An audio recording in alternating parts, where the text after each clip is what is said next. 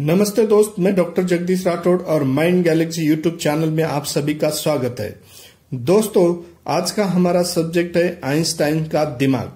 Einstein का दिमाग जो है उसको लेकर सारी दुनिया आश्चर्यचकित थी।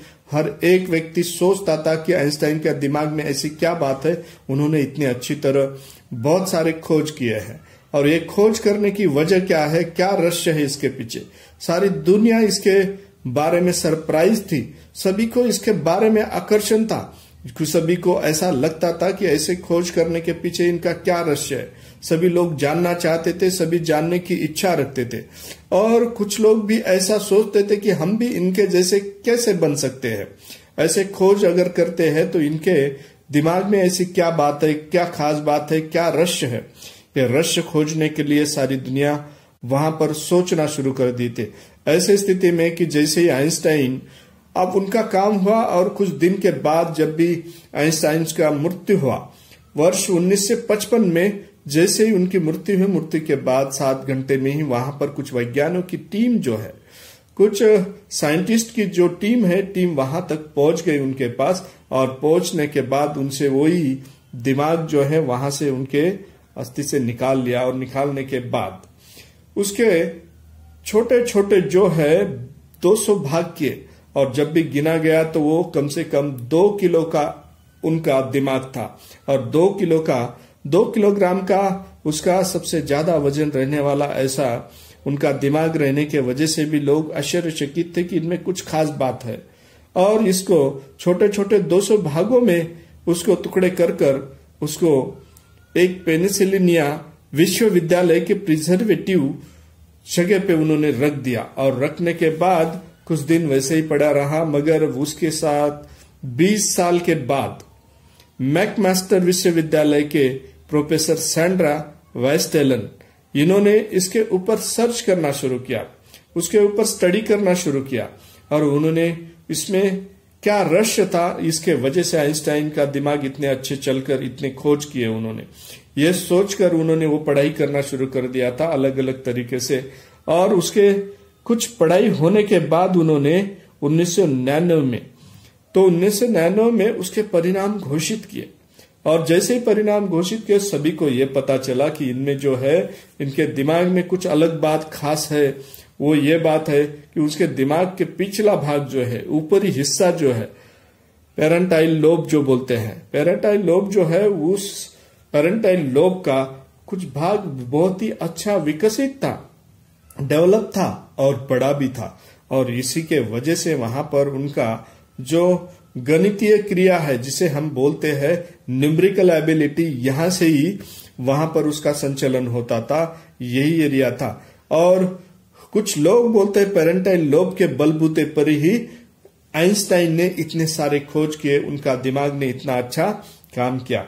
उसके बाद में दूसरी बात भी वो आश्चर्यचकित करने वाली सामने आई।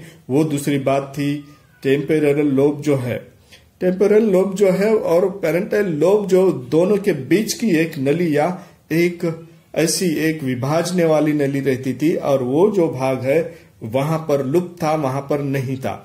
और नहीं होने के वजह से जब भी कोई प्रकार का पेरेंटाइल लोब और टेम्पोरल लोब जो है, उनमें जो कम्युनिकेशन होता है या फिर वार्तालाप या संवाद होता है, वो बहुत ही अच्छी तरह वहां पर होने के वजह से ही उनका दिमाग इतने अच्छे से चलता था। जैसे कि लेफ्ट ब्रेन और राइट ब्रेन के दोनों के बीच जो कम्युनिकेशन होकर ब्रेन काम करता है या हमारा दिमाग काम करता है, वो दिमाग काम करने की वजह भी वही थी कि जितना अच्छा कम्युनिकेशन होगा उतना अच्छा ही वो दिमाग काम करता है, ब्रेन चलता है, ऐसा सोचा जाता है, यह वैज्ञानिक का मानना है।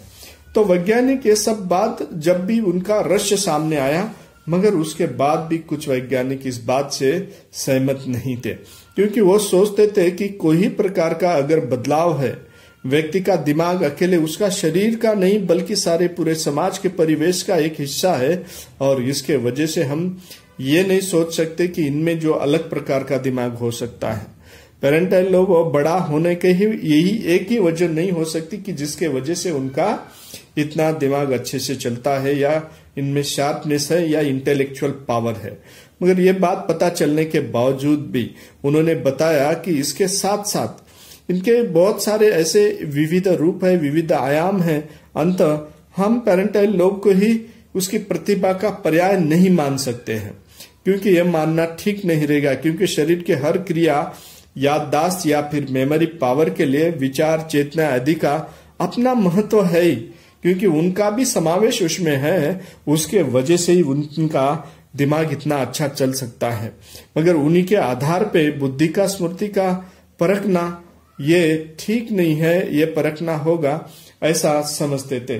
फिर भी ये बात खास थी कि उनमें जो न्यूमेरिकल एबिलिटी और पेरेंटल लोब जो है उसका पिछला भाग ज्यादा बड़ा होने के वजह से, या टेम्पोरल लोब और पेरेंटल लोब के बीच एक नली नहीं होने के वजह से ही वो ज्यादा इंटेलेक्चुअल पावर उनमें रखते थे और उनका दिमाग अच्छा चलता था। यही बात दुनिया के सामने एक रहस्य रहा और जिसके वजह से आइंस्टाइन का दिमाग इतना अच्छा चलता था, ऐसा मानना पड़ा।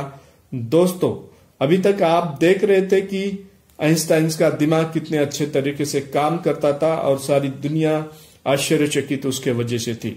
ऐसे ही कुछ नई नई बातें मेमोरी पावर के लिए और मेमोरी टेक्निक्स के लिए आपको हम आपके सामने बताने वाले हैं। तो आप इस माइंड गैलेक्सी यूट्यूब चैनल को लाइक कीजिए, सब्सक्राइब कीजिए, शेयर कीजिए और बेल आइकॉन दबाइए। नमस्ते।